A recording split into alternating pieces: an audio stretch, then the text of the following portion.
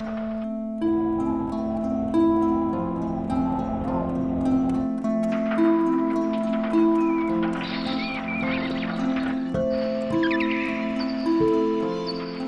suis Virginie et nous sommes ici à l'atelier du Perreux, qui est un atelier de peinture.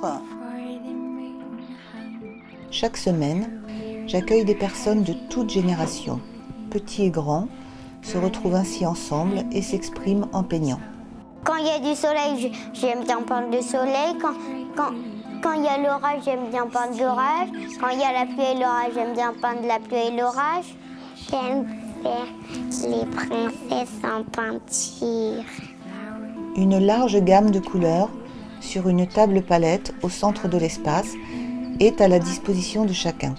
On a toute la place qu'on veut parce qu'on peut passer autour des peintures et on peut prendre des chaises pour voir. On peut aller de loin pour voir notre dessin. Que ce soit pour ces 18 couleurs écologiques ou bien pour ces pinceaux aquarelles, un soin tout particulier est apporté à l'acquisition d'un matériel de qualité, ce qui participe à leur bonne utilisation et au respect des matériaux. J'aime beaucoup la palette parce qu'il y a beaucoup de couleurs. Donc je peux peindre avec toutes les couleurs que je veux. Quand j'arrive ici, avec Élise, on prend nos blouses et on les met. Après on prend une feuille et on commence à peindre. Habillé d'une blouse et muni d'une feuille que l'on fixe au mur, c'est debout que chacun s'exprime librement avec la pointe du pinceau selon son désir. C'est ce que l'on appelle le jeu de peindre. Il s'agit d'entrer dans l'espace de sa feuille et d'y vivre l'instant présent. Et surtout, on peut décider ce qu'on peint parce qu'à l'école, souvent, la maîtresse, elle nous dit vous devez peindre, par exemple, une poire.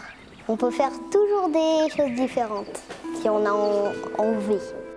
Ce qu'il faut retenir de cet atelier, c'est que c'est un jeu. C'est ça, cette notion du jeu, c'est ça qui est très important. On ne peint pas pour peindre, voilà. On peint pour jouer. Moi, j'ai pas mis mes enfants pour les occuper le mercredi après-midi. Je les ai mis dans un but pédagogique. Et à l'école, j'ai eu des remontées des instits.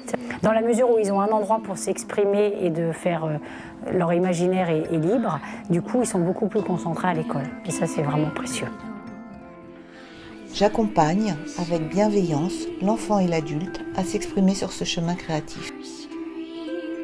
En dehors de toute compétition et de tout jugement, le geste spontané permet à chacun de se connecter à ses propres capacités et de créer en toute confiance. Il s'agit là d'être soi-même. Et à part ça, liberté totale de création. De toute façon, les enfants n'ont pas besoin qu'on leur dise ce qu'ils ont à faire. Ils savent très bien eux-mêmes.